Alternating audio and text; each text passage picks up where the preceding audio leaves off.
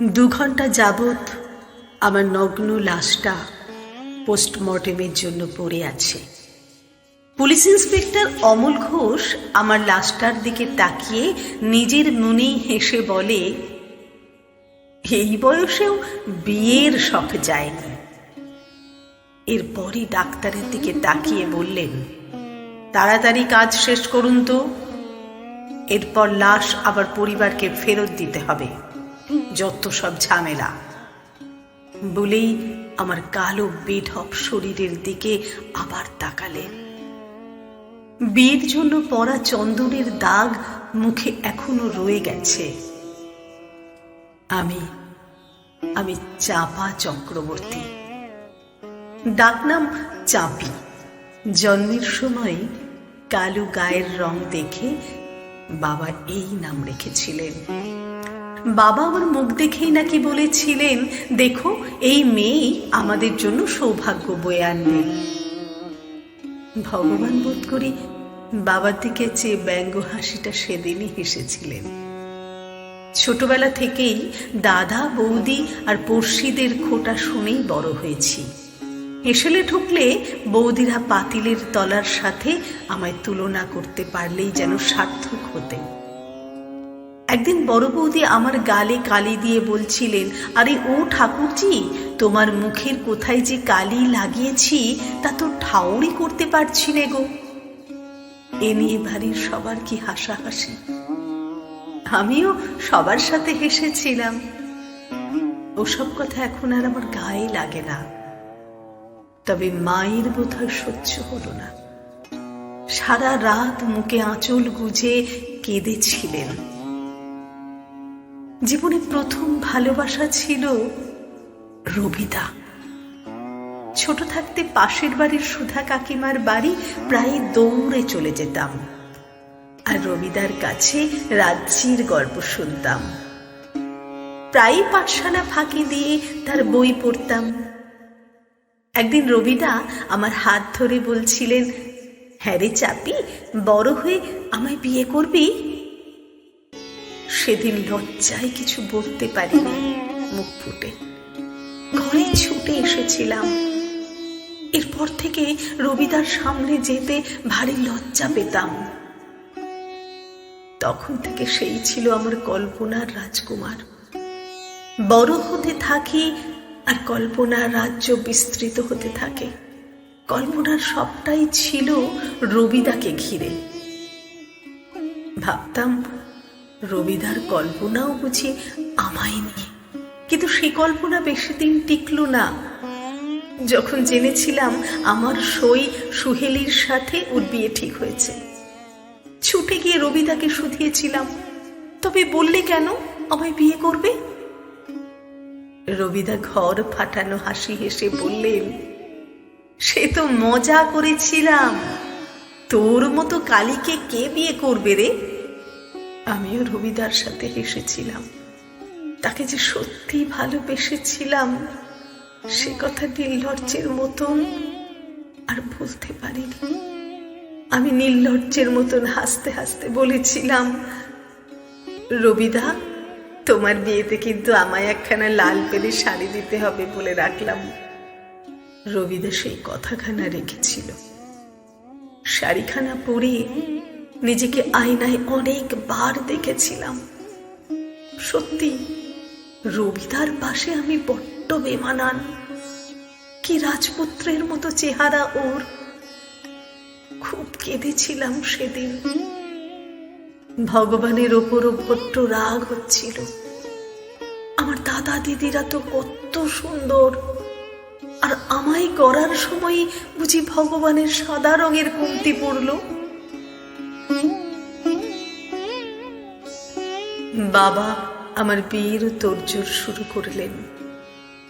15তে পা দিয়েছি। এখন বিয়ে না দিলেই নয়, কিন্তু একখানাও বাবার পছন্দ মতো প্রস্তাব আসে না। আমি কালো বলে। কোনো ছেলের 2 বউ, কারো বয়স বাবার চেয়েও বেশি, কারো আবার পণ বেশি চায়।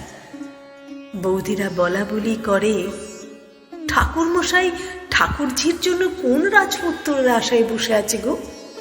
যে গায়ের রঙে রেড ছিঁড়ি। আস্তে আস্তে আমার বয়স বাড়তে থাকে। বয়স 25-এ এসে ঠেকেছে।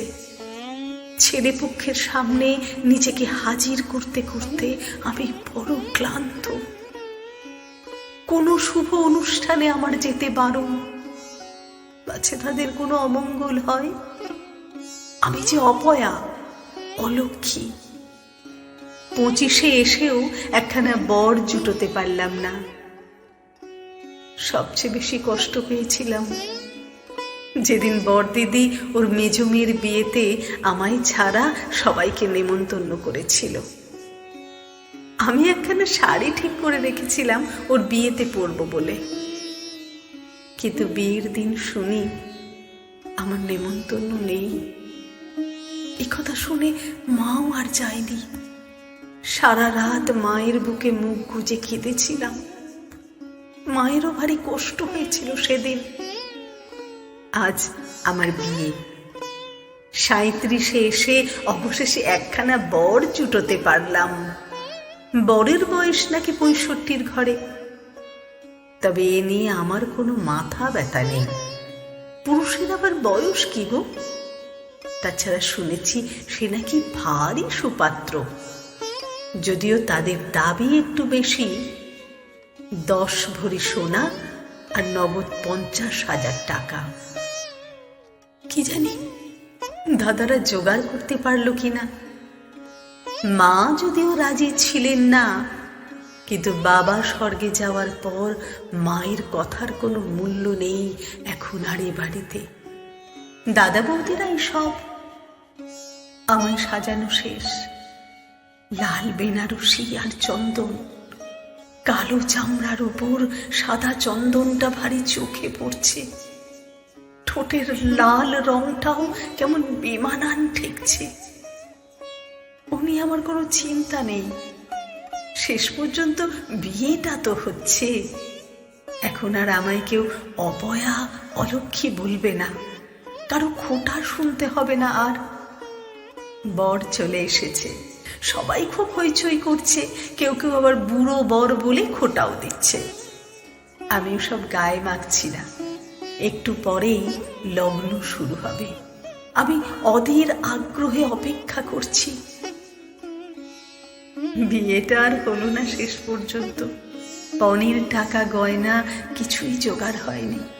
দাদারা ভেবেছিলেন কোনোভাবে বিয়েটা চুকে গেলেই হয়ে যাবে, কিন্তু বর পক্ষ বেজাই চালাক। পণের টাকা না নিয়ে বিয়ে শুরু করবে না। মা তাদের পায়েও ধরেছিলেন, লাভ হয়নি কোনো। বিয়ে ভেঙে দিয়ে সবাই চলে গেল। আমি একা ঘরে মূর্তির মতো বসেছিলাম। কাঁদার শক্তিটুকুও ছিল না। রাত হয়েছে অনেক, সবাই ঘুমোচ্ছে। মা বোধহয় পাশের ঘরে বসে এখনো কাঁদছে। বড় বৌদি বলে দিয়েছে মাকে কাল সকালেই আমায় নিয়ে কাশী চলে যেতে। আমায় আর ঘরে তারা রাখবে না। কিন্তু আমার বৃদ্ধ মা এই বয়সে আমায় নিয়ে কোথায় যাবেন? অত কিছু আর না ভেবে বিয়ের শাড়িখানা দিয়েই গলায় ফাঁস দিলাম।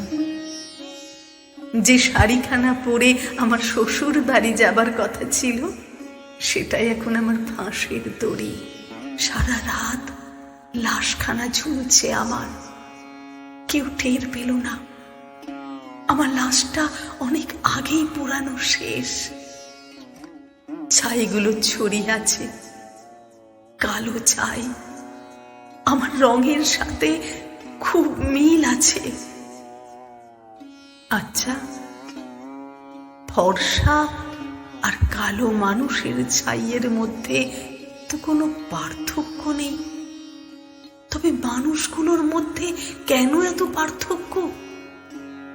মৃত্যুর পর তো এই কালো রঙেই সবাইকে ফিরতে হবে। ওরা সবাই তা জানে। তবুও ওরা আমায় ঘেন্না করত, বড্ড ঘেন্না করত, বড্ড ঘেন্না করত।